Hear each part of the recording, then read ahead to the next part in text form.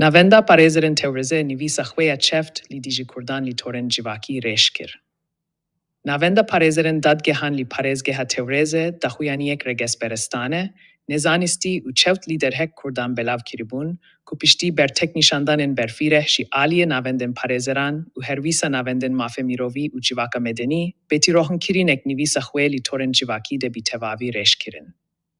Peka gotina hinek bikarheneren toren civakî, ev paşekeşiya pantirkîzm li hember hêza civaka medeniye û rakîrîna ve daxuyaniya rasîstî bîtene bîkasa hevcena bînin û dîxwazin ku belavkirên ve daxuyaniya rastîstî bî sedema belavkirîna hîzra regesperestî û bêrezî kirin, bî Kurdan û hervîsa belavkirîna çeftekariyan û zêdekirîna dîcayetiyan bêne dadgehî kirin.